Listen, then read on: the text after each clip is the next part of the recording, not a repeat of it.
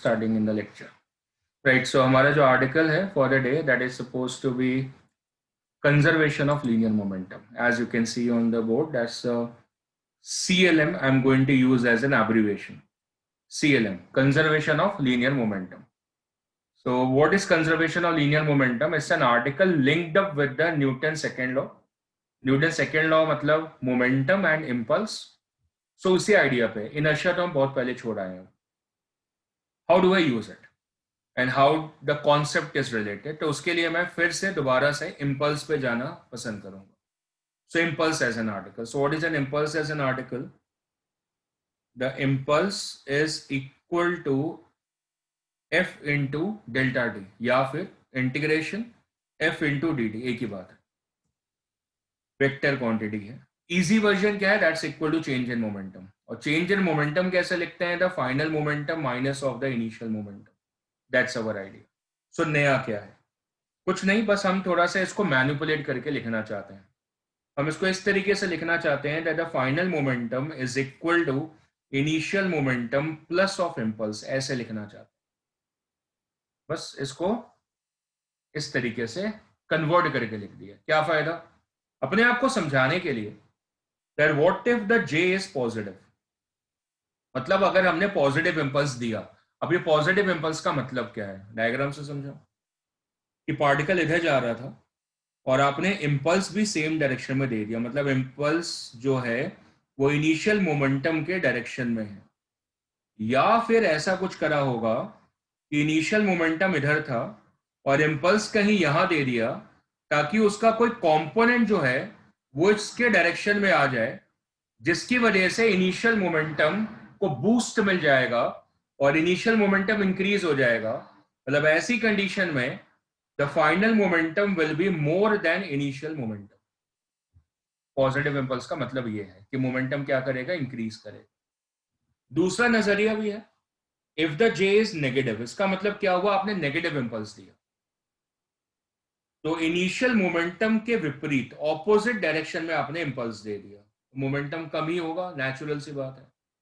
या फिर आपने ऐसा करा कि आपने जो इंपल्स है वो ऐसे लगा दिया, मतलब एंगल आपका क्या हो गया? ऑब्ट्यूज हो गया, ताकि इसका जो कंपोनेंट है वो इस तरफ आ जाएगा.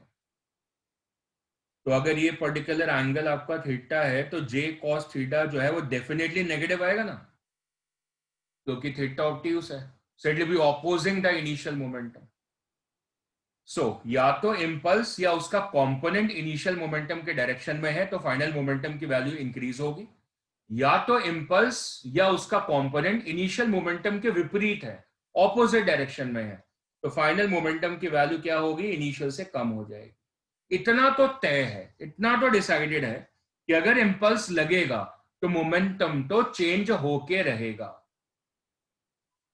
लेकिन अगर इंपल्स लगे ही ना तो what if the impulse is zero. मतलब इंपल्स या उसका कोई कंपोनेंट ना मोमेंटम के डायरेक्शन में है ना ऑपोजिट डायरेक्शन में है. ऐसी कंडीशन में मोमेंटम बदलेगा ही नहीं. इसका मतलब जो फाइनल मोमेंटम है that will remain the same as the initial momentum. कब होगा? जब आपने इंपल्स लगाई ही नहीं. इंपल्स किससे आती है? इंपल्स आती है फोर्स से. वो कहां लिखा है? वो यहां लिखा है. कौन सी फोर्स है? जो आपने बाहर से लगाई, मतलब एक्सटर्नल. तो इंपल्स भी कौन सी है? एक्सटर्नल. आपने एक बिलियर्ड बॉल को बाहर से क्यू स्टिक से हिट करा, बाहर से करा ना, एक्सटर्नल लगाई. कम समय के लिए क्यू स्टिक बॉल से टकराई तो फोर्स का इफेक्ट क्या है? सडन, मतलब इंपल्स है. पर वो तो आपने करा ही नहीं. You never kicked. देखते ही रहे, मारा ही नहीं आपने. You never kicked a football. तो इंपल्स लगाई ही नहीं, फोर्स लगाई नहीं. So if the external force is zero or the external impulse is zero, एक ही बात है. In that condition the momentum will be conserved. और इसी आइडिया को हम बोलते हैं कंजर्वेशन ऑफ लीनियर मोमेंटम. इस आइडिया में लैंग्वेज डालते हैं. आइडिया तो जनरेट कर दिया कि अगर इंपल्स है तो क्या होगा और अगर इंपल्स नहीं है तो क्या होगा. इंपल्स नहीं है तो there will be momentum conservation. Momentum conserved रहेगा, कांस्टेंट भी बोल सकते हैं. हमारे पास दो तरीके के सिस्टम है जो आपको लैंग्वेजेस में मिलेंगे क्वेश्चंस में। पहली लैंग्वेज है हमारे पास में क्लोज सिस्टम। भाई क्लोज सिस्टम का मतलब क्या होता है, आप केमिस्ट्री में भी पढ़ेंगे। क्लोज सिस्टम का मतलब होता है कि जो सिस्टम के अंदर जो टोटल मास है वो बदल नहीं रहा है, वो उतना ही है, कभी नहीं बदल रहा है। जैसे आपके पास एक इलेक्ट्रॉन और न्यूक्लियस सिस्टम है, तो उसकी कॉन्फ़िगरेशन कभी आपने बदली नहीं। तो इसका मतलब जितना न्यूक्लियस का मास है, जितना इलेक्ट्रॉन का मास है, जितने नंबर ऑफ इलेक्ट्रॉन्स है और जितने उनके मासेस है, वो सारे फिक्स हैं, वो बदल नहीं रहा है। तो हम ऐसे सिस्टम को क्लोज सिस्टम बोल देंगे। जैसे Pluto as a dwarf planet कभी हमारे सोलर सिस्टम का हिस्सा होता है, कभी नहीं होता है, क्योंकि उसका ऑर्बिट थोड़ा वेरी कर रहा है ग्रेविटेशन की वजह से। तो फिर ये क्लोज सिस्टम बना नहीं, क्योंकि कभी वो एंटर करेगा तो टोटल मास बढ़ जाएगा, कभी वो ग्रेविटी के अंदर नहीं है तो फिर वो मास उतना कम हो जाएगा, तो वो क्लोज सिस्टम नहीं हो। इसका मतलब अगर हम प्लूटो को हटा दें तो बाकी 8 planets and then the sun and all the asteroids and the comets and the moons, all of them will make a closed solar system. ये क्लोज सिस्टम का मतलब होता है। सेकेंड लैंग्वेज जो है which I am going to use more often is the isolated system. ये language हमें ये बताती है कि उस सिस्टम पे बाहर से ना आपने कोई फोर्स लगाई है, ना आपने कोई इंपल्स लगाया। That means N isolated system means a system which is free of external forces and impulse. ना एक्सटर्नल फोर्स लगी है और ना ही एक्सटर्नल इंपल्स आपने लगाई है। तो फिर क्या क्या करें इसको पढ़ के? अगर ऐसा है तो फिर क्या करें? अगर ऐसा है my dear, in that condition you can apply the conservation of linear momentum. So what is a conservation of linear momentum? It states the statement for it: if a system is isolated, या फिर हम ऐसे लिख लें, for an isolated system, for an isolated system, the linear momentum, कौन सा linear momentum? The net linear momentum must remain conserved. That's a short and sweet statement for the conservation of linear momentum. आप विस्तार वाली statement भी बोल सकते हैं, that a momentum cannot be created, cannot be destroyed, but can be transferred from the one particle to another particle. This can also work upon. जैसे आप conservation of energy की स्टेटमेंट बोलते हैं, that energy cannot be destroyed, cannot be created, but can be transferred into one and another form. तो same तरीके से total momentum same रहता है, पर देयर इज अ पॉसिबिलिटी कि एक पार्टिकल दूसरे पार्टिकल को अपना मोमेंटम ट्रांसफर कर पाए। कैसे करेगा, ये हमारी स्टडी है।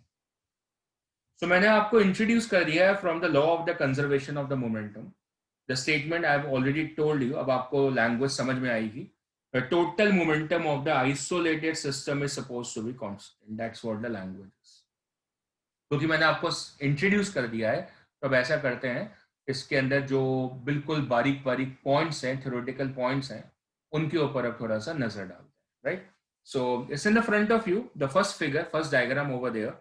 as you are able to see in the diagram that we have some moment of time this ball is going to collide with this, so there is going to be a collision. So I am writing over there, in the future there is supposed to be a collision over there. Right, so collision can be like this, it just like an oblique collision. अभी मतलब ऐसा लग रहा है, पर वो बाद में ऐसा हो जाएगा। कैसा हो जाएगा? It is going to become like this. So this is again a collision, lighter body colliding with a heavy body, and then this is a rocket. Of course थोड़ा सा फनी रॉकेट लग रहा है, बट इट्स अ रॉकेट। ऐसा rocket propulsion, propulsion means कैसे हम rocket को propel करेंगे ताकि वो ऊपर जाए, उसको थ्रस्ट देंगे ताकि वो ऊपर जाए। या फिर idea in which we have how to hold a gun steady, how to fire from a gun such that your hand does not move, ताकि आपका जो शॉट है वो एक्यूरेट आए। This whole ideas will be identified in this conservation law, the law of the conservation of momentum. That's the first of the conservation law जो कि आप आपस में शेयर कर रहे हैं। ये इसके एप्लीकेशंस होने वाली है। ठीक है, the conservation of momentum is a general law of physics. What is it? It's a general law of physics. जैसे न्यूटन लॉज है, काफी जनरल लॉज है। जनरल लॉज का मतलब होता है आप इनको काफी जगह लगा सकते हो, एक आधे केस में नहीं, बहुत सारी जगह। इसलिए मैंने एग्जाम्पल दिया। आप कॉलिजन में लगा पा रहे हैं, रॉकेट प्रोपल्शन में लगा पा रहे हैं, आप गन शूटिंग में लगा पा रहे हैं. तो there are numerous places where you can apply this. तभी तो हम पढ़ रहे हैं इतने विस्तार में. जनरल लॉ ऑफ फिजिक्स, जो कि बेसिकली मोमेंटम क्वांटिटी पर डिपेंडेंट है, that characterizes the motion never changes in an isolated collection of objects. The key word is isolated. जो आइसोलेटेड ऑब्जेक्ट्स का कलेक्शन है उनका नेट मोमेंटम कभी नहीं बदलता है. ये स्टेटमेंट ये कहती है. मैंने इसका इजियर वर्जन आपको दे दिया. इजियर वर्जन क्या है? That is this one. That is a total momentum of the system is going to remain constant. तब जब सिस्टम क्या हो? आइसोलेटेड हो. That's an easier version. Now, what is the detailed form? It says for an array of several objects. मतलब आपके पास एक system है, जैसे मैंने बताया. कौन सा सिस्टम? Solar system. जैसे बताया उसमें बहुत सारे प्लैनेट्स हैं, एस्टेरॉइड्स हैं, कॉमेट्स हैं, सबका इंडिविजुअल मोशन है. तो अगर आप सोलर सिस्टम को लोगे तो सोलर सिस्टम भी खुद मूव करता है. मिल्की वे गैलेक्सी मूव करती है, तो उसके अंदर हमारा सोलर सिस्टम है, वो भी मूव करता है. तो अगर वो मूव कर रहा है तो उसका भी मोमेंटम है. तो उसका मोमेंटम कैसे आया? So the momentum of a system, क्या लिखा मैंने? The momentum of the system is equal to the sum of the individual momentum of the particles. मतलब अर्थ का मोमेंटम होगा, फिर सैटर्न का होगा, यूरेनस का होगा, मून्स का होगा, कॉमेट्स का होगा, सबका मोमेंटम ऐड करना पड़ेगा. कैसे? वेक्टर सम लेना पड़ेगा, क्योंकि मोमेंटम एक वेक्टर क्वांटिटी है. So the net momentum will be p1 plus p2 and so on till pn if there are n number of particles in the system. This is how you calculate the momentum of the system. Easier. Then the question says कि इसके अंदर एक peculiarity है, मतलब एक special behaviour है. वो special behaviour क्या है? वो ऐसा कह रहा है कि ऐसा पॉसिबल है कि पार्टिकल्स मूव करें, पार्टिकल्स में मोमेंटम हो, पर सिस्टम का मोमेंटम जीरो हो. ये पॉसिबल है, वो बता रहा है. उसका एग्जांपल भी दे रहा है. वो कह रहा है such that the momenta of the objects going in opposite direction can cancel to yield an overall sum of zero. मतलब वो कह रहा है कि ऐसा पॉसिबल है ना कि दो पार्टिकल ऑपोजिट डायरेक्शन में मूव कर रहे हो. जैसे एक ये पार्टिकल है, ये इस तरह मूव कर रहा है, और एक ये पार्टिकल है जो ऑपोजिट मूव कर रहा है. तो भाई इनका सम ऑफ मोमेंटम जीरो आ सकता है. लेकिन सिस्टम का मोमेंटम जीरो हुआ, पर पार्टिकल तो मूव कर रहे थे. पहला वाला भी मूव कर रहा था, दूसरा वाला भी मूव कर रहा था, but the momentum of the system can still be equal to zero. तो आपको लग सकता है कि सिस्टम स्टेशनरी है, लेकिन उसके अंदर पार्टिकल्स तब भी मूव कर रहे हो सकते हैं. बात समझ में आ रही है? So that is equal to P1 plus P2 plus P3 and so on. ऐसे हो सकता है कि सारे पार्टिकल मूव कर रहे हो, उनमें से कुछ पार्टिकल मूव कर रहे हो, लेकिन सिस्टम तब भी स्टेशनरी. इस बात को दो पार्टिकल के लिए समझना बेहद आसान है, जैसे मैंने यहाँ पे समझा दिया. एक पार्टिकल का m इंटू यू है और दूसरे पार्टिकल का m इंटू माइनस यू है, लेकिन दोनों का मोमेंटम है, पर ओवरऑल मोमेंटम जीरो हो गया. This can extend to 3 particles also, 4 particles also. So idea is understood. तो ये स्पेशल पॉइंट्स है ना. स्टेटमेंट अपनी जगह, डेफिनेशन अपनी जगह, स्पेशल पॉइंट्स अपनी जगह, कॉन्सेप्ट्स बनते हैं उससे. तो फिर और बनाते हैं कॉन्सेप्ट्स को, रोकेंगे थोड़े. तो फिर से हमने स्टेटमेंट को देखा ध्यान से. तो पहली लाइन तो अपने पल्ले पड़ गई है. The total momentum of N isolated system is constant. ये बात हमारे को समझ में आती है. अब उसकी अगली लाइन पर नजर डालते हैं. The interactions with in the system do not change the systems total momentum. एक और कॉन्सेप्ट है. कहते भाई ऐसा है, आइसोलेटेड सिस्टम का मतलब होता है कि एक्सटर्नल फोर्स जीरो है. या आइसोलेटेड सिस्टम का मतलब है, ठीक, एक्सटर्नल इंपल्स जीरो है. ये आइसोलेटेड सिस्टम का मतलब है. डन है. पर ये थोड़ी गारंटी है कि अंदर पार्टिकल्स नहीं है, और अंदर पार्टिकल्स का मोशन नहीं है, और अंदर पार्टिकल का मोशन चेंज नहीं हो रहा. ये तो हो सकता है. पार्टिकल्स कैन फाइट और इंटरैक्ट और collide with each other system के अंदर. जैसे ऊपर मैंने दिखाया था, अब ये दोनों पार्टिकल कोलाइड कर रहे थे. ये वाला पार्टिकल जो था और ये वाला जो पार्टिकल था, ये कभी ना कभी कोलाइड करे, और कोलाइड करने की वजह से क्या होगा? एक दूसरे पे फोर्सेस लगाएंगे. ये कौन सी फोर्सेस है? पहले ने दूसरे पे लगाई, दूसरे ने पहले पे लगाई. कौन सी फोर्सेस है? Internal forces, internal interactions. उससे क्या होगा, इनका मोमेंटम बदलेगा। ये पहला पार्टिकल है, दूसरा पार्टिकल है, दोनों का मोमेंटम चेंज हो जाएगा क्योंकि दोनों पे फोर्स लगी है। लेकिन कौन सी, इंटरनल। पर एक्सटर्नल तो नहीं लगी ना, एक्सटर्नल तो जीरो है। तो सिस्टम का मोमेंटम नहीं बदलेगा, इंडिविजुअल मोमेंटम बदल जाएगा, इन दोनों पार्टिकल का मोमेंटम बदलेगा, तो सिस्टम का मोमेंटम नहीं बदलेगा। सो बिल्कुल क्लियर हो जाता है कॉन्सेप्ट। कॉन्सेप्ट ये कहता है कि आपके पास इंटरनल फोर्सेस हो सकती हैं। सो दोज इंटरनल फोर्सेस या फिर interactions can change the momentum, किसका, can change the momentum of the individual particles. अंदर वाले पार्टिकल्स का मोमेंटम चेंज हो सकता है, but what, but the momentum of the system can not change, but can not change. कौन सी वाली forces, internal forces can not change the net momentum of the system. Clear होगी बात, समझ में आ जाती है। एक्सटर्नल फोर्स अगर लगती है तो वो सिस्टम का मोमेंटम बदल सकती है। हम फुटबॉल को किक करेंगे तो उसका मोमेंटम बदलेगा बाहर से। अब फुटबॉल के अंदर भी तो कुछ पार्टिकल्स होंगे, अब वो अंदर पता नहीं क्या हो रहा है, हमें तो दिख नहीं रहा, हमें इंटरेस्ट भी नहीं है। ये क्या है, हमें इंटरेस्ट नहीं, क्योंकि जितनी भी इंटरनल फोर्सेज है वो अंदर ही अंदर कुछ भी करें हमें नहीं पता, लेकिन उससे सिस्टम का मोमेंटम नहीं बदलेगा। एक ट्रेन खड़ी है प्लेटफॉर्म पे, इंजन लगा नहीं है, आप बैठे अंदर, आप क्या है, वो ट्रेन के पार्टिकल्स अंदर या उसकी बोगीज के अंदर यहाँ पे, आप लड़ने लगे, भागने लगे, कूदने लगे, उससे ट्रेन थोड़ी चल जाएगी। तो आप क्या करें, इंटरनल फोर्स लगा रहे हैं, उससे सिस्टम में कोई मोमेंटम चेंज नहीं आएगा। वो तब आएगा जब आप एक्सटर्नल बोगी लगाएंगे, एक्सटर्नल इंजन लगाएंगे, वो ट्रेन को मूव कराएगा। So the overall momentum can only be affected by the external force, but the individual momentum, एक एक पार्टिकल का मोमेंटम इंटरनल फोर्स की वजह से अफेक्ट हो सकता है। तीसरी बात, इंटरनल फोर्सेस सिस्टम के मोमेंटम को बदल नहीं सकते। Very clear. चलो, इतनी सारी बातें हमने सीखी हैं, इतनी सारी बातें। तो अब ये बात आती है कि हम इसको लगाए कहाँ, इतनी सारी बातें जो सीखी। तो द फर्स्ट इंपॉर्टेंट एस्पेक्ट जहां से सबसे ज्यादा क्वेश्चन सीएलएम के बनेंगे, that idea is supposed to be coming in the screen in the front of you. The idea is supposed to be collisions. What is idea? The collisions. So what are collisions? पता ही होता है आपको collision क्या होती है, exact definition पे हम बाद में जाएंगे। कॉलिजन इज एन आर्टिकल जो 4 to 5 चैप्टर्स में स्पैन इन करे। शुरू हो चुका है, पहले भी हमने करा, अभी भी चल रहा है, अगले चैप्टर में भी आएगा, अगले चैप्टर में भी आएगा। सो इट स्पैन्स, तो it's like a general article. इसका मतलब जो मैं आज समझा रहा हूँ फ्यूचर में यूज होगा।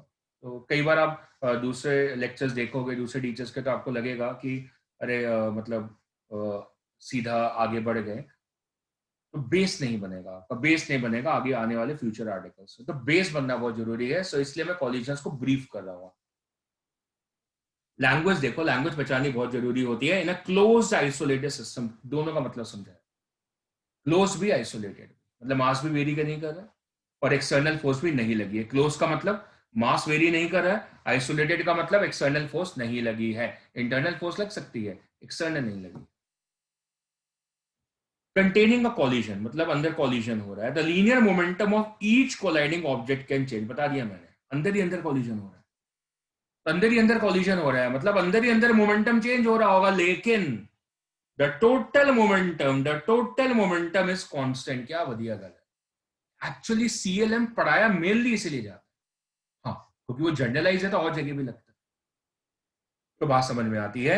ये कॉलिजन्स को हम बोलते हैं फ्री कॉलिजन्स। क्या बोल रहे हैं, free collision. What do mean by free collision? जिसके अंदर बाहर से कोई इन्फ्लुएंस ना हो, अपने आप ही टकरा गए, ये दोनों पार्टिकल अपने आप ही टकरा गए, ये वाला पार्टिकल ये वाला पार्टिकल अपने आप ही टकरा गए, अपने आप ही एक दूसरे पे फोर्स लगा दी। इसने इस पे लगा दी, इसने इस पे लगा दी, और झटके से लगा दी, तुरंत लगा दी, जैसे दो बिलियर्ड बॉल्स आपस में टकरा जाए, है ना। तो आपस में ये मोमेंटम चेंज हो जाएगा, उनका इंपल्स लगेगी, इंपल्स का ग्राफ भी बना हुआ है। तो ऐसे कंडीशन में आप सीएलएम लगा सकते हैं। क्या कर सकते हैं आप, यू कैन अप्लाई सीएलएम, आपको पूरा हक है, आप सीएलएम लगा सकते हैं, क्योंकि एक्सटर्नल फोर्स 0 है, एक्सटर्नल इंपल्स 0 है सिस्टम पे। इंडिविजुअल लग रहा है, दोनों एक दूसरे पे लगा रहे हैं, पर सिस्टम के लिए 0। कौन से collision? Free collision. What is a free collision? अरे फ्री कॉलिजन वो होता है जिसके अंदर बाहर से कोई फोर्स नहीं लगी है, कोई इंपल्स नहीं लगा। कॉलिजन ना दो तरीके के पढ़े हैं आपने अभी तक, जो मैंने पढ़ाए हैं आपको, आपने पता नहीं किस तरीके से पढ़े हो। मैंने जो दो पढ़ाए हैं, एक इलास्टिक, एक इनइलास्टिक। तो चलो नजर डालते हैं कि इनइलास्टिक कॉलिजन क्या होता है। ये जो डायग्राम है ये आपको शो कर रहा है इनइलास्टिक कॉलिजन। कॉलिजन हो रहा है, पक्का है, दिख रहा है, दोनों एक दूसरे पे फोर्स लगा रहे हैं इधर और इधर, कॉलिजन हो रहा है। पर हो क्या रहा है जब ये दोनों टकराए, जब ये दोनों टक्कर खाए, जब इनकी कॉलिजन हुई तो कुछ एनर्जी का लॉस हो गया। इस तरीके के कॉलिजन को क्या बोलेंगे? Inelastic collision. डायग्राम दिख रहा है, उसके अंदर क्या बताना चाह रहा हूं मैं कि किसी ना किसी फॉर्म में एनर्जी का लॉस हुआ है, चाहे हीट में, चाहे साउंड में, चाहे लाइट में। आपने सुना होगा ना, जब एक बिलियर्ड बॉल दूसरी बिलियर्ड बॉल से टकराएगी तो आवाज आती है, तो कहां से आई? आपने दी क्या? आपने बोला था क्या? नहीं ना, तो कॉलिजन से आई। समझ आ रही है? कई बार इतनी तेजी से कॉलिजन होता है, लाइट का फ्लैश आ जाएगा, स्पार्क आ जाएगा। कहां से आई? आपने दी क्या? नहीं ना, तो कहां से आई? उन्हीं कॉलिजन में जो उनका जो पास एनर्जी थी दोनों की, कोलाइडिंग बॉडीज की, उनमें से कुछ लूज हो गई, बॉल्स गर्म हो जाएंगी, हीट एनर्जी आ जाएगी। This such kind of a collision in which there is supposed to be some form of energy losses. Which energy losses? The mechanical energy getting converted into heat, sound or light energy. ऐसे collision को हम क्या बोलते हैं? Inelastic. So there is some kind of energy loss. मतलब the mechanical energy is not conserved, क्योंकि energy के losses हो रहे हैं। लेकिन लेकिन अब भी momentum is conserve, so the linear momentum is still conserved. क्यों भाई? लीनियर मोमेंटम अभी भी कंजर्व्ड है। क्यों कंजर्व्ड है? Reason because this is an isolated system. इस पे बाहर से कोई फोर्स नहीं लगी है। It's an isolated system, it's a close system जिसमें एक्सटर्नल फोर्स 0 है। इस वजह से सीएलएम अब भी लगेगा। So point you have understood. किसी भी फॉर्म ऑफ कोलिजन के बारे में बात करें, चाहे इलास्टिक या इनइलास्टिक, इलास्टिक होगा तो एनर्जी का लॉस नहीं होगा, मैकेनिकल एनर्जी कंजर्वेशन लगेगी। इनइलास्टिक होगा तो एनर्जी का लॉस होगा। इसका मतलब मैकेनिकल एनर्जी कंजर्वेशन नहीं लगेगी। सो दोनों कॉलिजन अलग हो जाएंगे, लेकिन एक्सटर्नल फोर्स दोनों में 0 है अगर, तो फिर लीनियर मोमेंटम दोनों कॉलिजन में लगेगा। करेक्ट है जी? सो देन दिस डायग्राम, ये जो आपके सामने है, ये आपको डिफरेंशिएट नहीं करा पा रहा कि भैया इलास्टिक है कि इनइलास्टिक है। फर्क नहीं पड़ता जी अपने को। हम इसके अंदर सीएलएम लगा सकते हैं। ये हमें राइट मिल चुका है, राइट मिल गया। ठीक है ना? एनर्जी कंजर्वेशन लगेगी कि नहीं लगेगी, वर्क एनर्जी पावर के चैप्टर में डील करेंगे अब आगे। अब क्या करोगे आप? क्या करोगे? आप देखोगे कि भाई हुआ क्या, हुआ क्या भाई? कॉलिजन हुआ। और जब कॉलिजन हुआ तो फिर क्या हुआ? अगर कॉलिजन हुआ तो फिर दोनों पे फोर्स लगी, एक पे राइट एक पे लेफ्ट। कम समय के लिए तो दोनों पे इंपल्स लगी, एक पे राइट एक पे लेफ्ट। पर सिस्टम पे तो 0 है ना, पूरे सिस्टम पे तो 0, आपस में कैंसिल हो जाएंगे, एक राइट एक लेफ्ट। तो सिस्टम पे इंपल्स 0 है, लेकिन इंडिविजुअल पार्टिकल पे तो लगी। तो ये जो पहला वाला पार्टिकल है इस पे तो लगी, कहां लगी? पीछे को लगी। तो उसका फाइनल मोमेंटम कम हो जाएगा, नेगेटिव इंपल्स है। इसका मतलब इसकी जो v1 डैश है वो v1 से कम आएगी, इसका मोमेंटम कम हो जाएगा।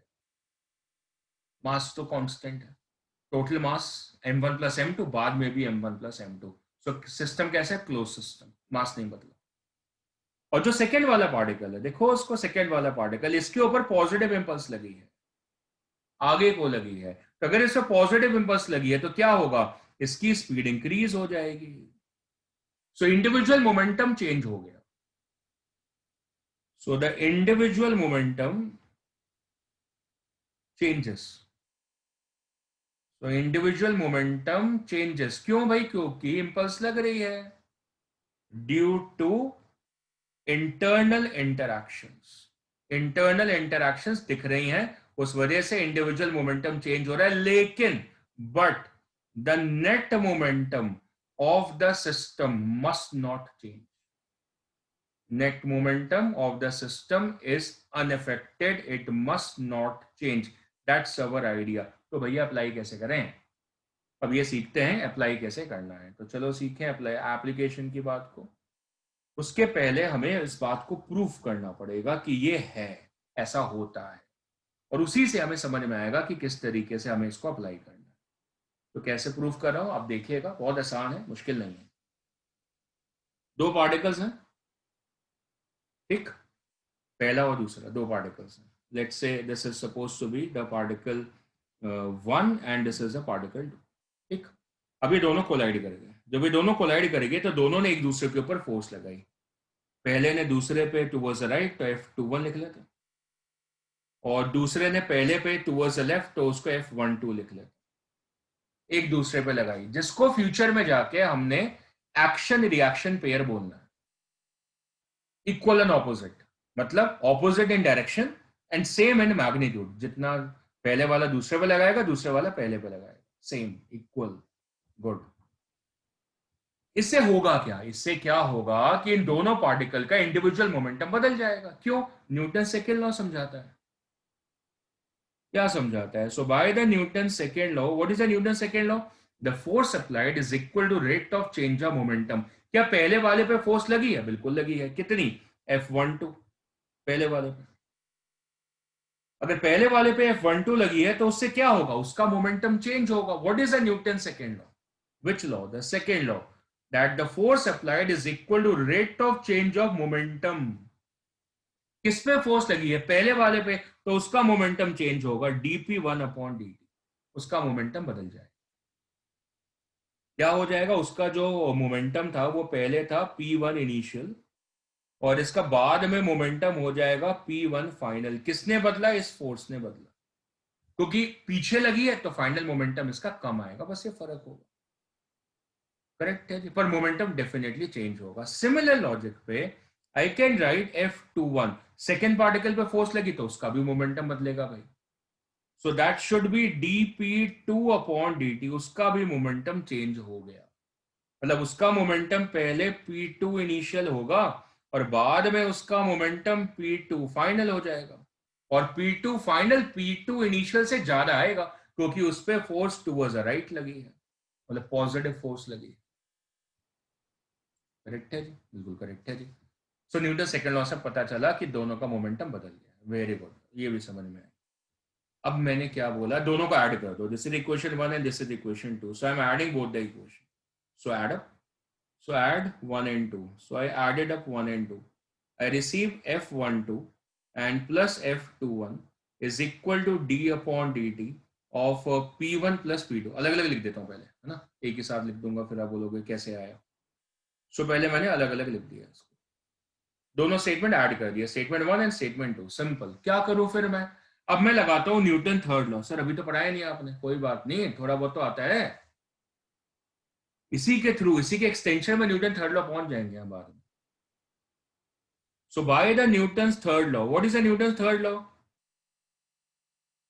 Action reaction pair, pair forces F12 and F21, पर वो तो इक्वल एंड ऑपोजिट होती है।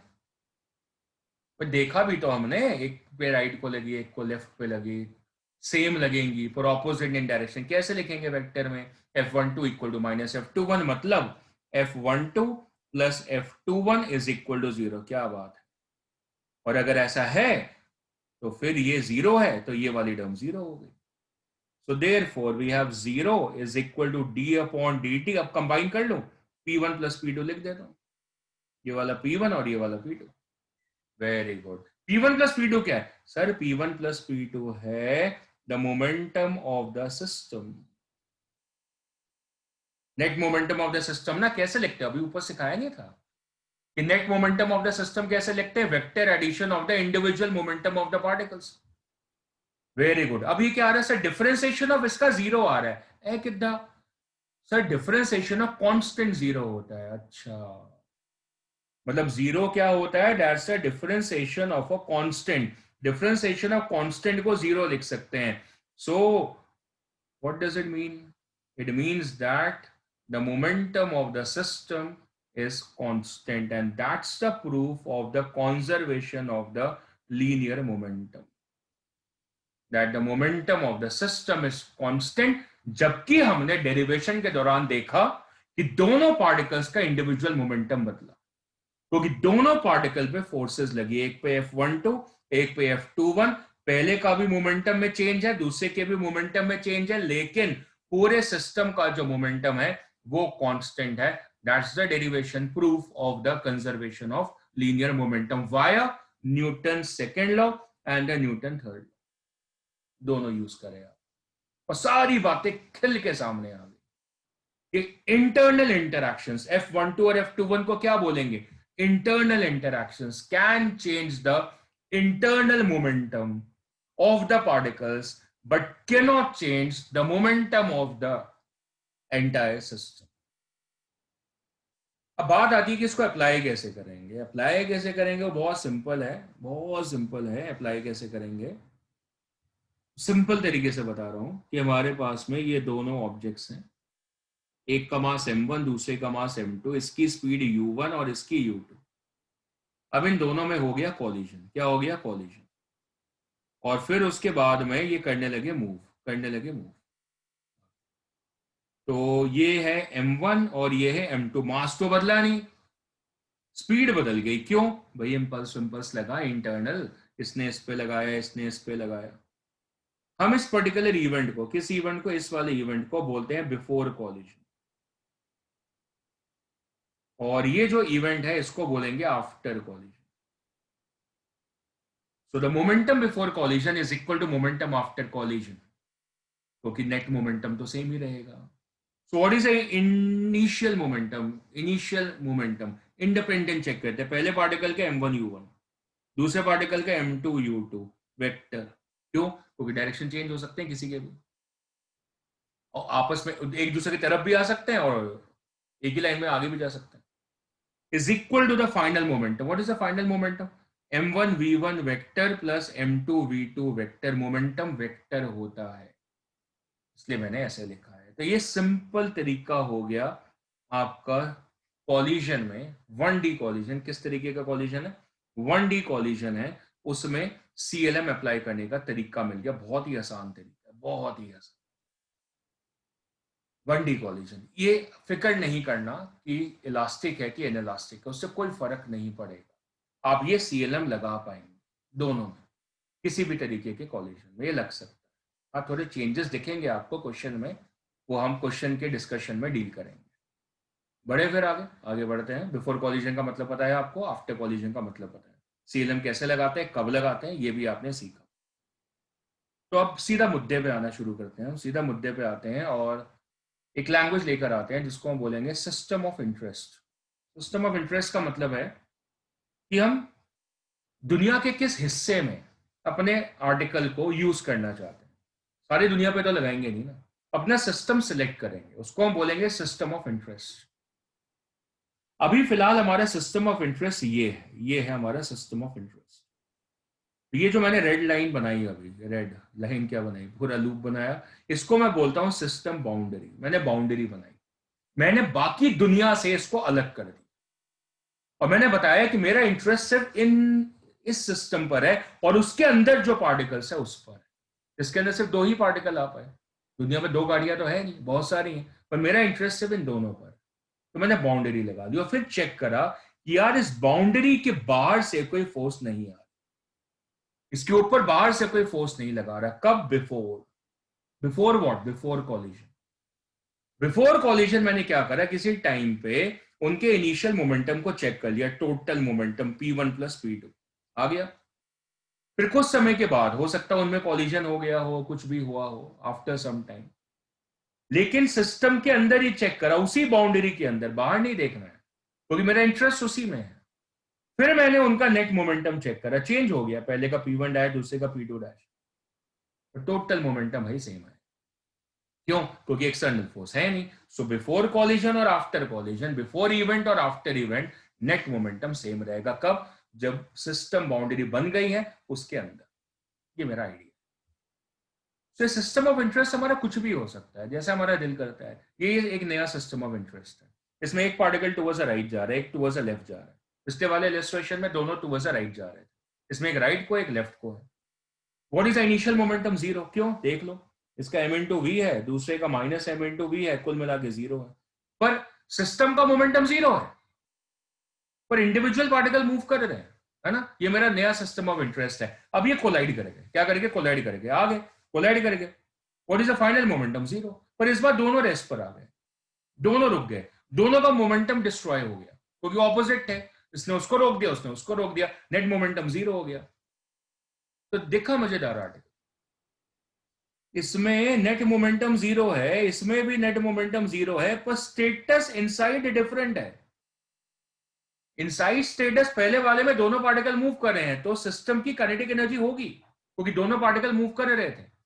लेकिन इस वाले केस को देखो, है बढ़िया है, इसमें सिस्टम का मोमेंटम तो अब भी जीरो है, क्योंकि एक्सटर्नल फोर्स तो लगी नहीं थी, सीएलएम तो है, पर दोनों पार्टिकल अब रेस्ट पर हैं, मतलब सिस्टम की काइनेटिक एनर्जी जीरो है। तो सिस्टम फर्क है अंदर से, बाहर से एक जैसे है, क्योंकि हम इंटरनल देख ही नहीं रहे ना अभी, हम क्या देख रहे हैं?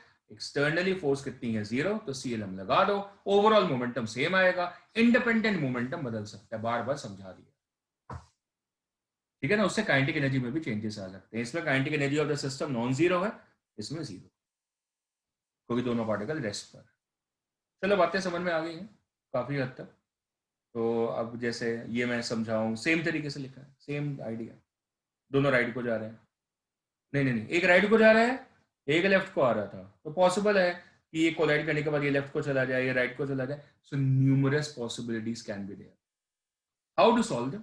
सिंपल, जैसे मैंने क्वेश्चन बनाई थी, देखते हैं, क्वेश्चन अप्रोच करते हैं, देखते हैं कैसे, क्या आंसर हमें अपने आप मिलेगा। Let's check this, it's a very direct question, means ज्यादा दिमाग नहीं लगना है, सीधे सीधी इक्वेशन लगनी है, सॉल्व हो जाएगा।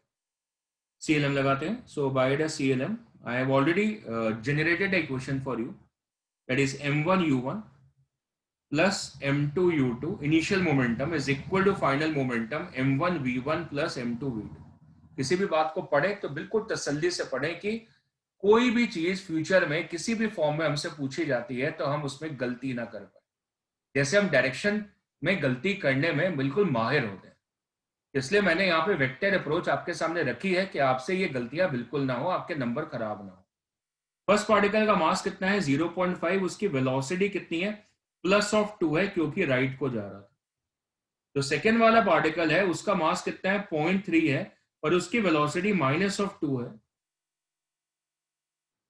देयर इज अ प्रॉब्लम, मेरी पेंसिल की बैटरी खत्म हो रही है। This is -2 and this is supposed to be equal to m1 v1 plus m2 v2। so m1 मतलब 0.5 ही है, सेम मास है।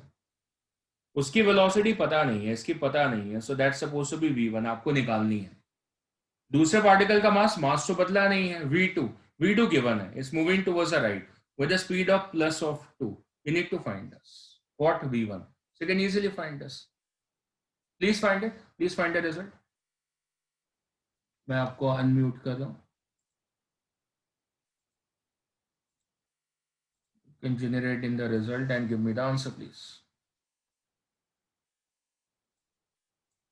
राइट, डायरेक्शन बिकम्स इंपॉर्टेंट, मुझे डायरेक्शन के ऊपर ध्यान देना है, और डायरेक्शन ध्यान दे के मैं बता पा रहा हूँ।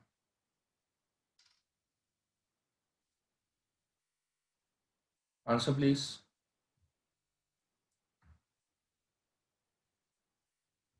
Answer please.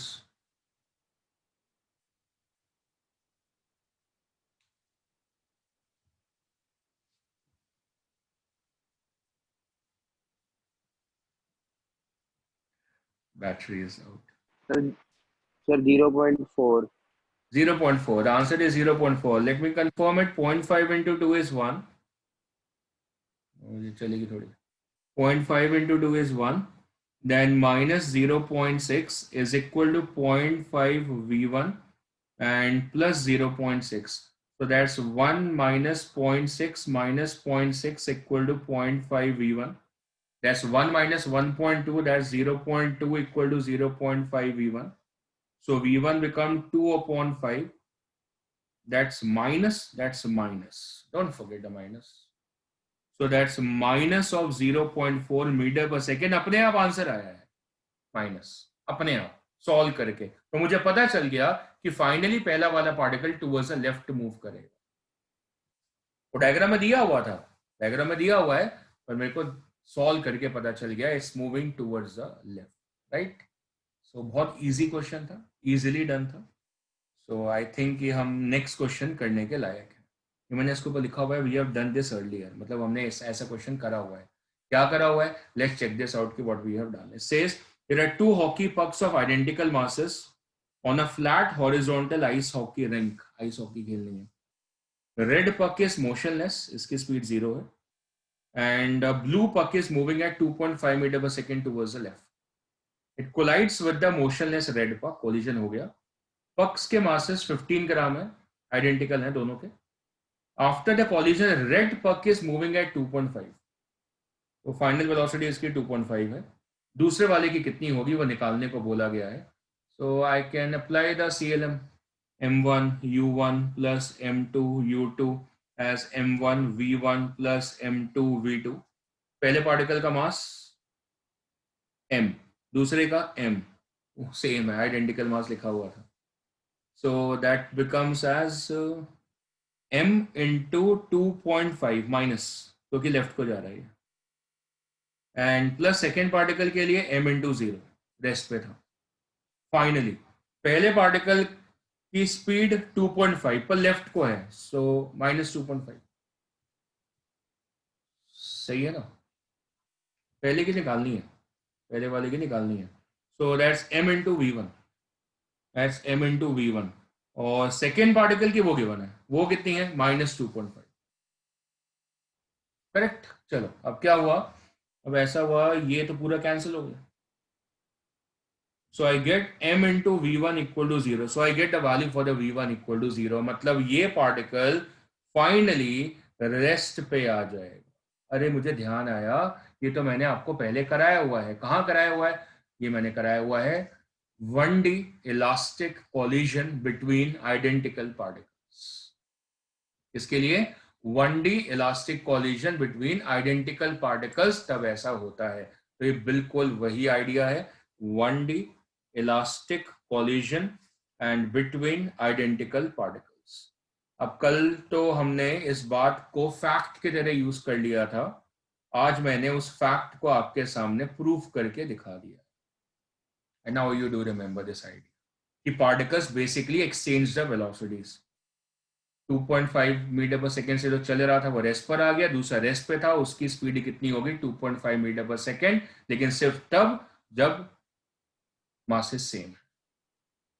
आगे बढ़ते हैं, bring in the next question, and this is the question in front of you. It says there is a 60 kg person holding a 20 kg box, riding on a skateboard, moving at a speed of 7 meter on a flat horizontal surface.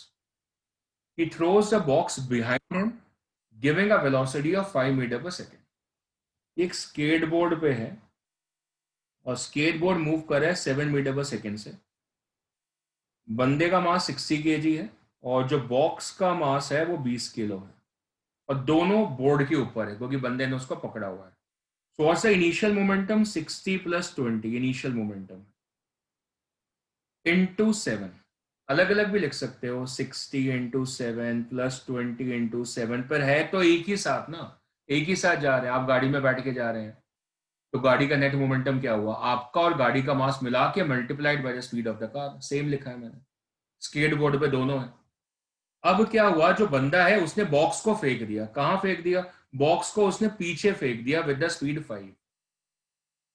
तो box का मास कितना था, that was 20। कितनी speed से फेंका, 5 से, लेकिन पीछे। कहां फेंका, पीछे, पीछे को फेंका है।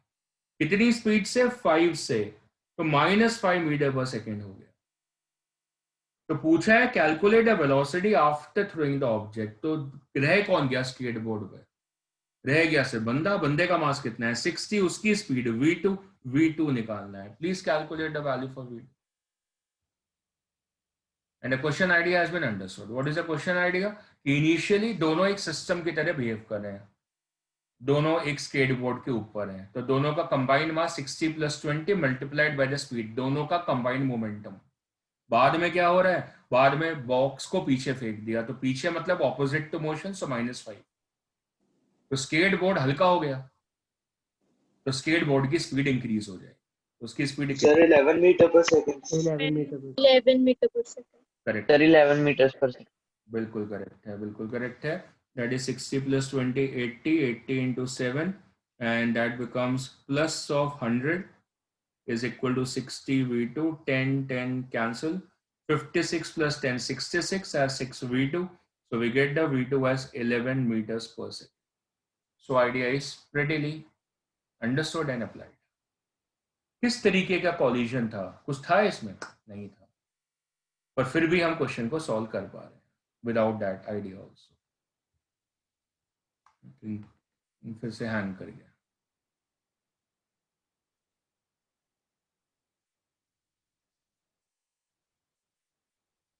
Completely hang,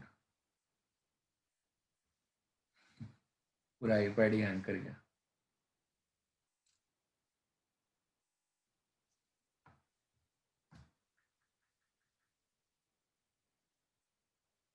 right, back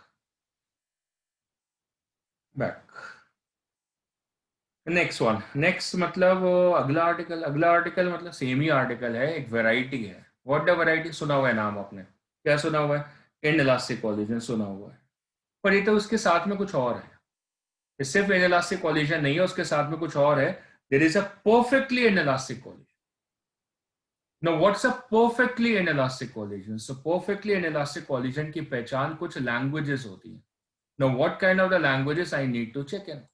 So what kind of the languages? The language is going to be stick. What language? Stick. So we get in the question sticked, joined, jammed, embedded, ऐसी लैंग्वेज आ गई तो फिर आपको समझ में आएगा कि ये जो वैरायटी ऑफ कॉलिजन है, that's a perfectly inelastic collision, मतलब पार्टिकल जुड़ गए इन शॉर्ट। तो पहले तो अलग अलग थे, दोनों अलग अलग थे, अलग अलग डायरेक्शन में जा रहे थे, दोनों का अपना अपना मोमेंटम था। m1u1 पहले का, m2u2 दूसरे का। वेक्टर लिखा है, कोई हो सकता है दोनों एक ही डायरेक्शन में जा रहे हो सकता है ऑपोजिट आ रहे हो।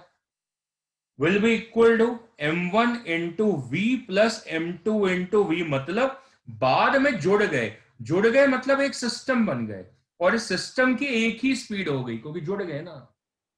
उस कॉमन स्पीड को मैंने लिखा vc। vc को क्या बोलेंगे? कॉमन स्पीड या velocity. So vc is termed as common velocity. तो ये भी लैंग्वेज आ सकती है कि दे आर कपल्ड टुगेदर, ये भी लैंग्वेज हो सकती है कपल्ड टुगेदर। तो उनकी कॉमन स्पीड निकालो, कॉमन वेलोसिटी निकालो, निकाल लिया आपने। कैसे? That is m1u1 plus m2u2 divided by m1 plus m2 is equal to the common velocity। इसमें m1 और m2 कॉमन आ जाएगा, डिनोमिनेटर में चला जाएगा। That becomes the formula for common velocity vc। ये बेहद आसान क्वेश्चन हो, पहली बार देखा है इसलिए आपको लग रहा होगा, नहीं आपको लग भी नहीं रहा होगा, बहुत ही आसान आर्टिकल है। तब आपको इसका क्वेश्चन बनाना है, you need to solve the question for this. Language समझा दी है मैंने, और आपको लैंग्वेज दिखेगी just like this. It's a university physics question, and the question is for the colliding cars, and the question is in front of you, so please try to solve it. It says there are two cars in a physics lab roll on a level track with a negligible friction. That's a good word. That's a negligible friction. What do you mean by the negligible friction? इसका मतलब external force zero, external force लगी नहीं है, तभी तो CLM लग सकता है। These cards have the small magnets at their ends, मतलब ये मैग्नेट है और ये भी मैग्नेट है। मैग्नेट क्यों है? चिपकाने के लिए। अच्छा, तो स्टिक टुगेदर, लैंग्वेज मैच कर गई। फर्स्ट कार्ड का मास गिवन है और इसकी स्पीड गिवन है, दूसरे कार्ड का मास गिवन है, उसकी स्पीड गिवन है, कॉलिजन हो गया तो दोनों ज्वाइन हो गए, दोनों की कॉमन वेलोसिटी निकालनी है। Please calculate and give me the answer. I've already told you how to solve it, so please try, solve and generate the answer. Waiting for your answer. Apply the result. m1 u1 plus m2 u2 is equal to m1 plus m2 into common velocity. और आपने common velocity calculate करनी है. So it is that simple a question. पहले का मास कितना है 0.675 kilogram में convert करके. स्पीड कितनी है 0.75 towards the right, so positive है. सेकेंड का मास 0.5 ग्राम, स्पीड कितनी है 1.33 टूवर्ड्स द राइट, पॉजिटिव है. बाद में दोनों कंबाइन हो गए, सो 0.675 प्लस 0.5 टोटल मास आ गया इनटू कॉमन वेलोसिटी. ये आपने कैलकुलेट करनी है. That's all the calculation. So as I said, it's a pretty simple question, but have to be learned. सीख लिया हमने. Waiting for the answer, please.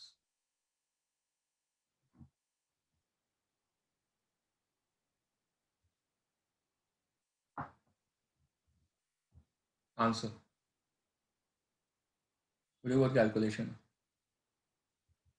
इसलिए मैं नहीं कर रहा हूँ. I am waiting for you to solve.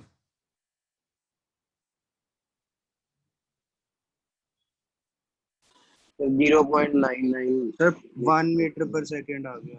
1 meter second. पूरा 1 एग्जैक्टली. तो 0.99 आ रहा है. Very good. 0.9. Okay done. मान लेते हैं आपकी बात को कि मैं तो सॉल्व नहीं करने वाला हूँ, सो आपकी बात माननी पड़ेगी. So v c equal to 1 metre पर सेकेंड अप्रोक्सीमेटली आपका आंसर है. प्लस आया माइनस? सारा कुछ प्लस था तो प्लस ही आ रहा है. Plus is going to move towards the right. चलो, सो एक करा आपने, एक से तो फतेह हासिल नहीं होगी. एक और करते हैं. This is the next one for you. Please solve it. Try to solve it and without my help please try to solve it. Question language देखो. It says a girl of the mass 40 kg jumps with a horizontal velocity of 5 on a stationary card. Card पहले stationary है. ये card है, मैंने कहा बिना help के, फिर मैं कर रहा हूँ help. This is a card which is stationary. It's a stationary card. और इसमें ये लड़की जंप कर गई. She jumps. ये जंप करी. इसका मास है 40 kg. कार्ड का मास है 3 किलो. और ये जंप करी. इसकी स्पीड थी 5 मीटर पर सेकेंड. और उससे हुआ क्या कि वो कार्ड पे आ गई. वो कार्ड पे आ गई तो कार्ड मोशन में आ गई. कार्ड जब मोशन में आ गई तो उसकी कितनी स्पीड है वो पूछिए. ये तो इसके ऊपर आ गई. इसका मतलब एक यूनिट बन गया. एक तो सिंगल ऑब्जेक्ट बन गया. अच्छा, तो एक तरीके का परफेक्टली इनइलास्टिक कॉलिजन हो गया. तो सेम ही क्वेश्चन हो गया. इसका मतलब कॉमन वेलोसिटी निकालनी है. That's it. 4.65. 0.6. सही बोल रहे हो, बिल्कुल सही बोल रहे हो. सो m1 u1 40 इंटू 5 हो गया. m2 u2 3 इंटू 0 हो गया, क्योंकि कार्ड स्टेशनरी था. फाइनली दोनों इकट्ठे हो गए, दोनों का मास ऐड हो गया और कॉमन वेलोसिटी आ गई. That's simple the question is. So VC becomes 200 upon 43, which you are telling the answer approximately around 4.6 meters per second. Right, so तकरीबन आपको बात समझ में आने लगी है. और क्वेश्चन प्रैक्टिस करते हैं, पूरा का पूरा समझ ही लेते हैं. एक नया क्वेश्चन है हमारे पास में. इससे there is a 2000 kg railway freight car. तो ये हमारी रेलवे फ्रेट कार है. उसकी स्पीड गिवन है 4.4 मीटर पर सेकेंड. मास उसका गिवन है 2000 किलो. और वही ग्रेन टर्मिनल के नीचे जा रही है. तो ये ग्रेन टर्मिनल है जिससे ग्रेन्स नीचे गिरते हैं. तो ये गाड़ी जैसे जैसे आगे जा रही है तो वो उन ग्रेन्स को इकट्ठा करते हुए जा रही है. तो इसके ऊपर ये ग्रेन्स इकट्ठे होने शुरू हो जाएंगे. और क्योंकि मास इंक्रीज हो जाएगा, क्योंकि ग्रेन्स का मास भी आएगा, उसकी वजह से इसकी स्पीड जो है वो गिर गई. अंडरस्टूड है ना. हैवी पार्टिकल की स्पीड कम आएगी, कंजर्वेशन ऑफ मोमेंटम. तो इसकी स्पीड फॉल ऑफ करके कितनी हो गई, इसकी 3 मीटर पर सेकेंड आ गई है फॉल ऑफ करके. कह रहे कितना मास ऑफ द ग्रेन आया होगा, एम नॉट लिख लूं, वो आपको कैलकुलेट करना. What is the maximum mass of the grain that it can accept. तो सेम आइडिया हो गया कि ग्रेन जब इसके ऊपर गिरेंगे तो इसके साथ में चिपक जाएंगे, ये एक ही पार्ट हो जाएगा. इसका मतलब 3 मीटर पर सेकेंड. इन शॉर्ट क्या गिवन है, common velocity.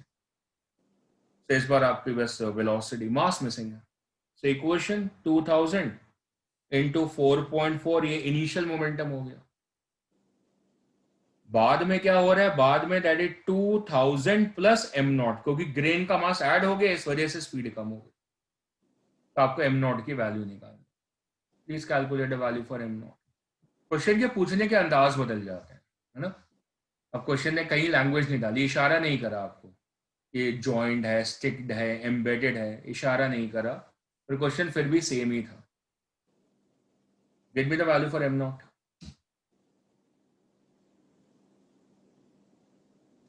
It also explains to me the relation between the mass and the velocity.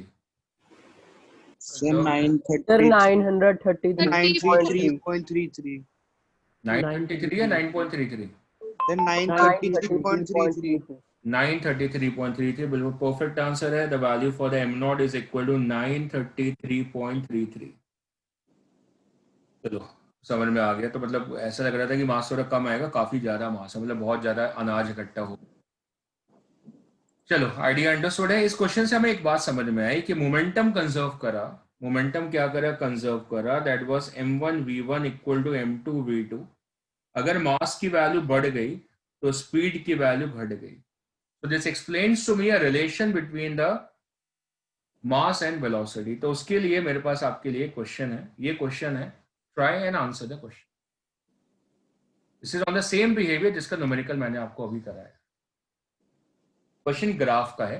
Question is asking me the statement as if the momentum of the body remains constant then the mass speed graph of the body is। Momentum constant है तो मास और speed में क्या relation होगा। mass into velocity, that's the momentum, per momentum constant है, so m into v is constant। Time. Which part? A B C D, which one? B part. Which part? B part. B, straight line। Straight line. The C part. Rectangular. C part, rectangular hyperbola। I go with the C part। That's m into v equal to constant, यही है ना। m into v is supposed to be constant। इसका मतलब इसको लिख सकते हैं x into y equal to constant। एक को x पे रख देंगे, एक को y पे। मतलब हमने क्या करा कि मास यहाँ रख दिया, स्पीड यहाँ रख दी। इस फॉर्मूले से ये समझ में आता है that v is equal to constant upon mass. तो मास को बढ़ाओगे स्पीड की वैल्यू कम होगी, या फिर मास को घटाओगे स्पीड की वैल्यू बढ़ेगी। इसका ग्राफ तो ऐसे ही बनेगा। फिर इस पॉइंट पे चेक करेंगे तो क्या हो रहा है, इस पॉइंट पे मास की वैल्यू ज्यादा है तो स्पीड की वैल्यू कम आ रही है। अगर कहीं यहाँ पे चेक कर रहे हैं तो यहाँ पे मास की वैल्यू क्या है, कम है, तो उसके करस्पॉन्डिंग स्पीड की वैल्यू ज्यादा आ रही है। इनवर्स बिहेवियर है। और ये ग्राफ कैसा है, इसको क्या बोलते हैं, जिसकी इक्वेशन है, इक्वेशन किसकी होती है, रेक्टेंगुलर हाइपरबोला। स्ट्रेट लाइन तो बिल्कुल नहीं हो सकता था, रीजन स्ट्रेट लाइन तो ऐसे बनेगी, और इसमें तो दोनों वैल्यू बढ़ रही है ना। ऐसा तो हो ही नहीं सकता, मास बढ़ेगा वेलोसिटी भी बढ़े, ऐसा तो हो नहीं सकता। एक बढ़ रहा है एक घट रहा है। It's only possible in this graph rectangular hyperbola. और हमने कैसे पहचाना, by the equation x y equal to constant. किसकी इक्वेशन होती है, रेक्टेंगुलर हाइपरबोला। चलो देखो क्वेश्चंस मतलब कैसे निकल जाते हैं, समझ ही नहीं आता कि मतलब क्वेश्चन कभी भी कैसे भी लैंग्वेज दे देते हैं। कई बार आसान भी होते हैं, जैसे ये वाला है, ये आप तुरंत निकाल दोगे आसानी से। Please calculate this, get the answer for this. Language क्या है, कपल्ड, बस जान आ गई। कपल्ड मतलब कॉमन वेलोसिटी आ जाएगी, बस आपने कॉमन वेलोसिटी निकालनी है। लंबा सा क्वेश्चन है कुछ नहीं, दम नहीं है क्वेश्चन में, बस बड़ा बड़ा करके दिखा दिया।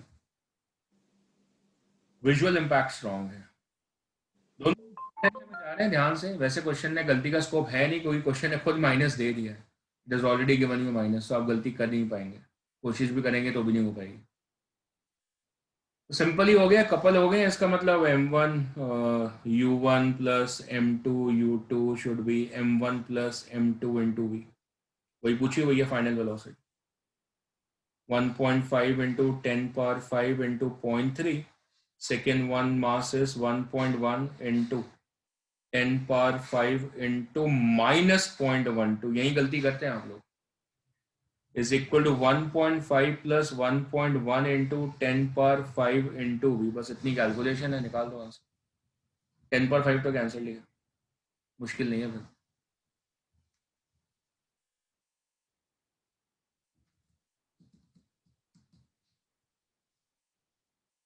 Answer please.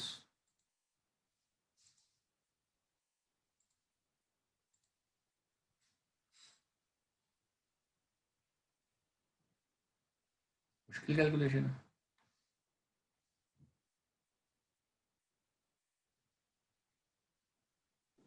So 0.2, So 0.1, 0.12. 0.12. 0.12, Yes, sir. ये 0.318 है, ये 2.6 है। 0.318 अपॉन 2.6, 0.12 बोला ना आपने, राइट। सो दैट्स 0.12 मीटर पर सेकेंड। इसका मतलब पॉजिटिव आ रही है वैल्यू, और पॉजिटिव आने का मतलब है कि ये कपल होने के बाद में ये दोनों राइट को मूव करेंगे। सो डन है, इजी क्वेश्चन डन। एक और इजी क्वेश्चन कर लो, जल्दी आंसर दो। Read it, learn it, answer it.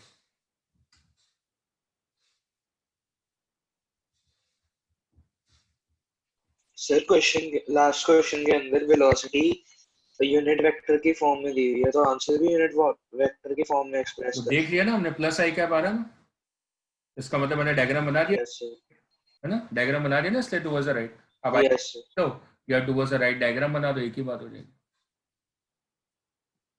Okay sir.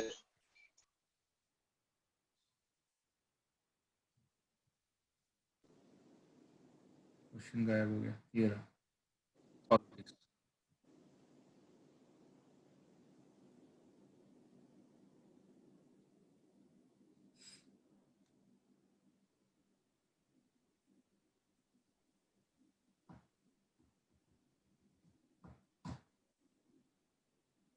अरे आंसर आ जाना चाहिए था अब तक। 0 So sir. 2V. 0 या 2v? So 2V. नहीं पता। So 0 0 ठीक है। 0। पहले का मास m और velocity v, towards the right, देखिए सो m इंटू v। दूसरे के लिए दैट्स 3m, और वेलोसिटी कितनी, -v/3 है क्योंकि ऑपोजिट जा रहा है। और फाइनली दोनों स्टिक कर गए, टोटल मास 4m हो गया, और कॉमन वेलोसिटी निकालनी है। I think it's done, 3 and 3 cancel, m into v minus m into v 0 हो गया, so 0 equal to 4m into vc, so the vc becomes 0, so they will come to a dead stop। Overall momentum दोनों particle का था, पर collide करने की वजह से डेड हो गए। इनिशियली दोनों की काइनेटिक एनर्जी थी, और फाइनली दोनों की काइनेटिक एनर्जी कितनी हो गई, 0। Next question is about a very standard question, और इसके थ्रू मैं आपको कल वाले आर्टिकल के साथ के क्वेश्चंस भी एड अप करूंगा। Goes with a bullet. There is a bullet of mass 200 gram traveling horizontally with a speed of 400 meter per second, diagram में show करा हुआ है। It's traveling towards the right. It strikes a block of mass 1.5 kg which is in a state of rest. ये rest पर है, और इसका mass 1.5 kg के बना है। Now what happens after striking the block? The bullet is embedded. Language समझ में आ गई, मतलब धस गई उसके अंदर, और फिर वो एक यूनिट होके साथ में चलने लगे। तो पहला पार्ट पूछा भी वही है, find the magnitude and direction of the velocity of the block bullet combination after the impact. That's not a difficult bit. Initial momentum bullet का 0.2 into 400 ग्राम्स को किलोग्राम में कन्वर्ट कर दिया। सेकेंड बॉक्स रेस्ट पे था, is equal to, दोनों combine हो गए, तो 0.2 प्लस 1.5 टोटल मास आ गया। इसको क्या बोलते हैं, close system, total mass same रहा। और सीएलएम कब लगता है, जब क्लोज्ड भी हो साथ में आइसोलेटेड भी हो, multiplied by the common velocity.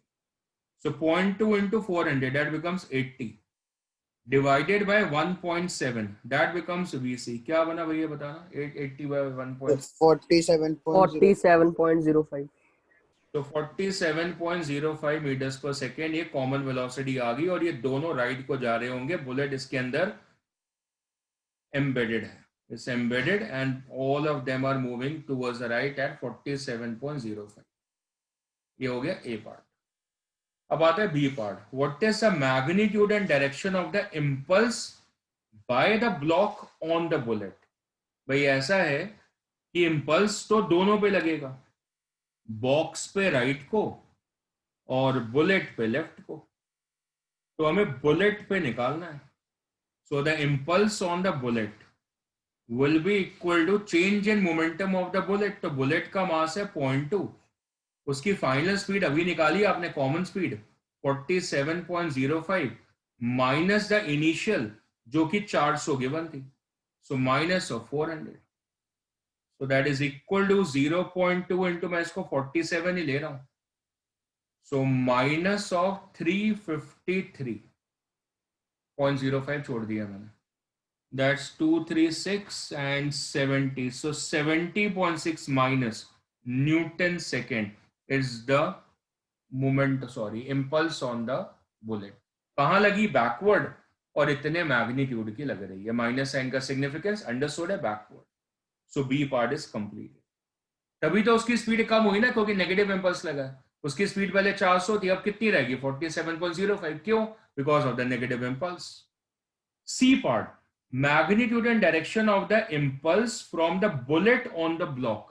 Bullet का ब्लॉक के ऊपर रिवर्स होगा. impulse on the box is equal to minus the impulse on the bullet. Equal and opposite. So that's minus of minus 70.6 Newton second. So that's plus 70.6 Newton second. Simple. The last part, D. If it takes 3 milliseconds for the bullet to change the speed, what is the average force between the block and the bullet? Average force, ये भी हमारे कल के lecture से है. Average force is change in momentum upon time. Change in momentum मतलब impulse. Impulse का magnitude निकाल चुके हैं 17.6 न्यूटन सेकेंड. इस इवेंट का टाइम गिवन है 3 milliseconds. मिली मतलब 10 पावर माइनस 3. Of course, इतना सडन इवेंट है. So 3 into 10 power minus 3 seconds. Second cancel. That is 23.5. 69 and 16.5 into 10 power 3 Newton. That's the value for the force. बड़ी ज्यादा force है. ऐसे भी लिख सकते हैं 23.5 kilo Newton of the force. Pretty high force. तभी तो इतने कम समय में मोमेंटम इतना कम हो गया, स्पीड इतनी कम हो गई. कहां 400 थी, कहां 47 रह गई. इतने कम समय में, मतलब फोर्स बड़ी पावरफुल होगी, इंपैक्टफुल होगी. कितनी स्ट्रॉन्ग फोर्स है. चलो आज के लिए लास्ट आर्टिकल पे मूव ऑन करते हैं. और हमारा जो आर्टिकल है that is another application, interesting सी एप्लीकेशन है. It's the momentum conservation in explosions. Explosions क्या होते हैं? What are explosions? Explosions usually chemical explosions हैं. Atomic explosions, chemical explosions. तो केमिकल एक्सप्लोजन्स में होता क्या है? ट्रांसफॉर्मेशन ऑफ एनर्जी होती है. What kind of transformation? That a chemical energy usually is converted into mechanical energy. क्या समझ में आया हमें? ये हमारा बॉम्ब है. जो बॉम्ब है वो रेस्ट पर है, मतलब उसका मोमेंटम जीरो है, उसकी मैकेनिकल एनर्जी नहीं है, जीरो है, मोमेंटम भी जीरो है. बाद में क्या हुआ? ब्लास्ट हो गया, एक्सप्लोजन हो गया. फिर क्या हुआ? फिर मैकेनिकल एनर्जी आ गई. अभी जितने पार्टिकल्स है, इसका पूरे का मास m है, टूट गए, स्प्लिट हो गए, इंडिविजुअल पार्टिकल्स बन गए बहुत सारे, और सब मोशन में आ गए, सबकी वेलोसिटीज आ गई. तो सबके मोमेंटम क्रिएट हो गए, सबके. पर ये जो इवेंट है, हमने क्या करा? इसमें कुछ नहीं करा. जो हुआ अंदर से हुआ, अंदर से ब्लास्ट हुआ. एक्सटर्नल फोर्स नहीं लगी है, एक्सटर्नल फोर्स जीरो है. So it's an isolated event. तभी तो यहां पढ़ रहे हैं हम, क्योंकि हमें तो आइसोलेटेड इवेंट चाहिए था. बिल्कुल है, तो क्या करें? CLM लगा सकते हो. What is the initial momentum? Zero, rest पे था. फाइनल मोमेंटम, अरे ये तो पहले भी पढ़ा था, पिक्यूलैरिटी वाला केस पढ़ा था ना, कि हो सकता है कि पार्टिकल्स मूव करें पर सिस्टम ना मूव करे. तो सिस्टम का मोमेंटम जीरो है, पर इंडिविजुअल पार्टिकल मूव करने लगे. तो पहले पार्टिकल का मोमेंटम आ गया, दूसरे का भी आ गया, सभी का आ गया, पर कुल मिला के मोमेंटम पहले भी जीरो था, अब भी जीरो है. So final momentum of the system will be still zero. क्योंकि एक्सटर्नल फोर्स नहीं है तो उसका पूरे सिस्टम का मोमेंटम नहीं बदल सकता। हाँ, इंडिपेंडेंट पार्टिकल्स का मोमेंटम जनरेट हो गया। ये उस क्वेश्चन का भी आंसर है जो कि फ्यूचर में आपसे पूछा जाएगा। Is it possible that a system does not have momentum but has kinetic energy? Yes. देखो, इनिशियली काइनेटिक एनर्जी जीरो थी, रेस्ट पे था, पर अब काइनेटिक एनर्जी जीरो नहीं है, नॉन जीरो है। मोमेंटम पहले भी जीरो था, अब भी जीरो है, क्योंकि मोमेंटम कंजर्व्ड है, पर काइनेटिक एनर्जी जनरेट हो चुकी है। Brilliant idea. इस आइडिया को बोलते हैं एक्सप्लोजन। काइनेटिक एनर्जी जनरेट होगी बिना मोमेंटम को जनरेट करे। अब आप अदरवाइज कैसे सोचते हैं कि सर देखो मोमेंटम होता है m/v और काइनेटिक एनर्जी होती है हाफ mv², तो सर मोमेंटम जीरो होगा तो काइनेटिक एनर्जी भी जीरो होगी, पर देखो बात बदल गई। बहुत इंटेलिजेंट सा क्वेश्चन बन गया, right? So this is an idea of the collision. सब दो पार्टिकल्स होंगे, दो के लिए तो और आसान होता है, हमने पढ़ा ही हुआ है कि अगर एक पार्टिकल राइट को जाएगा तो दूसरा लेफ्ट को चला जाएगा, तो इतना अप्लाई कर लोगे। हो सकता है एक्सप्लोजन में 3 पार्टिकल्स हो जाए तो फिर और एक्सटेंड कर लोगे, m1v1 plus m2v2 plus m3v3, जितने पार्टिकल्स हो क्वेश्चन उसी प्रकार आएंगे। 2 पार्टिकल मतलब एक राइट को जाएगा एक लेफ्ट को जाएगा, इतना सूखा हो जाएगा। तो एक विजुअल एक्सप्लेनेशन देते हैं इसका। विजुअल देखो, इसका विजुअल है, देखो। हाँ, अब देखा आपने, क्या देखा कि पहले भाई ये जो बॉम्ब था उसका मोमेंटम कितना था भाई? जीरो था। दोबारा देखो तो मोमेंटम कितना था? जीरो, रेस्ट पे था। अब हो गया ब्लास्ट, हमने तो कुछ ही नहीं करा, आप अपने घर बैठे, हम अपने घर बैठे, सुतली में बॉम्ब लगाया, ब्लास्ट हो गया, केमिकल रिएक्शन हुई और क्या हुआ? 2 हिस्से हो गए, एक गया राइट को एक गया लेफ्ट को, एक पे लिखा पॉजिटिव एक पे लिखा नेगेटिव, एक गया राइट को एक गया लेफ्ट को, conserving the momentum. That's an idea. ये 2 पार्टिकल्स के लिए, 2 पार्टिकल के लिए आसान, एक राइट को जाएगा एक लेफ्ट को जाएगा। ये फीचर नेक्स्ट लेक्चर में बहुत ज्यादा यूज होगा, एक राइट को जाएगा तो एक लेफ्ट को जाएगा। ये फीचर हम काफी बार यूज करेंगे। सो आइडिया समझ में आ गया, एक राइट को एक लेफ्ट को, overall momentum is still conserved in the idea. चलो डन है जी, ये बात समझ में आ गई। तो एक क्वेश्चन करके आज का लेक्चर यहाँ पे खत्म करेंगे। That will be the last question for the day. अभी क्वेश्चन मतलब 2 से ऊपर है, 3 पार्टिकल्स का क्वेश्चन, फिर भी हम ये आर्टिकल अप्लाई कर सकते हैं। लैंग्वेज पढ़ते हैं, समझ में आएगी। A bomb of mass 1 kg is at rest, तो क्लियर है। इनिशियल मोमेंटम कितना है? 0। Explodes and breaks into 3 fragments, 3 fragments हैं, इन द रेशियो 1:1:3। तो मान लो कि पहले जो मास है वो कितना है? 1 kg। तो अब मास कितना हो जाएगा? पहले का 1/5, दूसरे का 1/5 और तीसरे का 3/5। कुल मिला के जोड़ो कितना हो जाएगा? 1 kg हो जाएगा। So 1 kg has been split into this way. कैसे करा मैंने? 1:1:3 है, तो कुल मिला के पार्ट्स कितने हो गए? 5। तो पहले का रेशो 1/5, दूसरे का 1/5, तीसरे का 3/5। सिंपल, स्प्लिट हो गए। आगे की कहानी, उनमें से जो 2 पार्टिकल्स हैं, 2 of the particles are flying off perpendicular with the speed of 15। तो जो तीसरा पार्टिकल है, जो हेवियर फ्रैगमेंट है, उसकी स्पीड निकालनी। चलो शुरू करो। Concept is that the initial momentum is 0, so must be the final. पर फाइनली तो तीनों मूव कर रहे हैं, so P1 plus P2 plus P3 should be equal to 0। ये हमारे क्वेश्चन का कॉन्सेप्ट हो गया। एक्सप्लोजन के क्वेश्चन इतना ही सॉल्व होंगे। इनमें से जो 2 पार्टिकल्स है वो परपेंडिकुलर मूव करने लगे, एक यहां और एक यहां। मान लेते हैं एक्स और वाई पे, मेरी मर्जी मान लिया हमने। सो अगर ऐसा है तो इसका मोमेंटम लिखते हैं। So what is a P1 equal to, P1 हो गया, मास कितना है? 1/5 और स्पीड कितनी है? 15। कहां पे? एक्स एक्सिस पे। So that become 3i cap. दूसरे पार्टिकल का मोमेंटम लिखते हैं भाई। सेकेंड पार्टिकल का मोमेंटम हो गया, मास कितना है इसका भी? 1/5। पहले वाले दोनों की बात हो रही है। स्पीड कितनी है? 15। डायरेक्शन अलग है, जे कैप। कितना हो गया? 3j कैप आ गया। Very good. अब क्या करें आगे? इसको आगे लिखते हैं। This is P3 equal to minus of P1 plus P2। बिल्कुल लिख सकते हैं। इसका मतलब ये P1 प्लस P2 क्या है? P1 प्लस P2 मतलब इन दोनों वेक्टर्स का रिजल्टेंट। इसका रिजल्टेंट और इसका रिजल्टेंट, वो कैसे बनेगा? वो बनेगा parallelogram law of vector addition से। तो रिजल्टेंट बना लो, तो रिजल्टेंट बना दी हमने, ये बन गया। ये क्या है? रिजल्टेंट किसका? P1 और P2 का। तो P3 कहां पर है? P3 है इनके रिजल्टेंट के ऑपोजिट, माइनस। मतलब P3 जो है इसके ऑपोजिट आएगी, क्योंकि इसका जो ऑपोजिट डायरेक्शन है उसी को तो लिखेंगे, minus of P1 plus P2। और minus of P1 plus P2 ये तो P3 के बराबर है। So that is the direction of the third particle. फिलहाल क्वेश्चन ने पूछा नहीं था, तो गारंटी थोड़ी है कि कभी जीवन में नहीं आएगा क्वेश्चन। आएगा तो आप बता देंगे। आप क्या बता देंगे कि सर देखो ये वाला जा रहा था ईस्ट पे, ये वाला जा रहा था नॉर्थ पे, ये दोनों मिलके इनका जो रिजल्टेंट है वो है नॉर्थ ईस्ट पे। नॉर्थ ईस्ट पे क्यों? क्योंकि एंगल सर 45 है। मैंने कहा क्यों भाई? क्योंकि सर ये भी 3 वैल्यू है और ये भी 3 वैल्यू है। तो tan थीटा 3/3 1 आएगा, थीटा 45 आएगा। तो जो तीसरा वाला जो पार्टिकल है सर बिल्कुल उसको ऑपोजिट जाएगा। In order to conserve the momentum कहां जाएगा? South waste.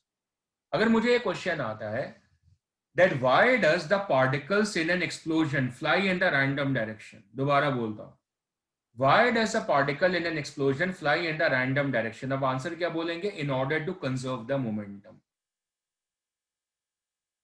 क्योंकि इनिशियल मोमेंटम 0 है तो फाइनल को भी 0 होना पड़ेगा। वो तभी पॉसिबल है जब पार्टिकल्स ऑपोजिट डायरेक्शंस में मूव करें, तभी नेट मोमेंटम कैंसिल होगा। तो P1 और P2 का डायरेक्शन नॉर्थ ईस्ट पे था, तो तीसरे को उसको ऑपोजिट जाना पड़ा ताकि मोमेंटम आपस में कैंसिल हो जाए। ये तो डायरेक्शन की बात हो गई। अब आता है मैग्नीट्यूड, वो तो वैसे ही सोखा है। This is equal to mass. P3 को कैसे लिखेंगे? मास कितना है? 3/5 into V3 is equal to minus of P1 कितना था? 3i कैप, और P2 कितना है? 3j cap. That's it. 3 3 3 cancel, V3 becomes equal to minus of 5 into i cap plus j cap। हो गया आंसर खत्म। अच्छा मैग्नीट्यूड निकालना है, वो भी निकल जाएगा। That is 5 under root of 1 square plus 1 square। i cap j cap क्या है? Unit vectors. So that becomes 5 root 2 as your answer। 5 root 2 metre पर सेकेंड। कहां पर है?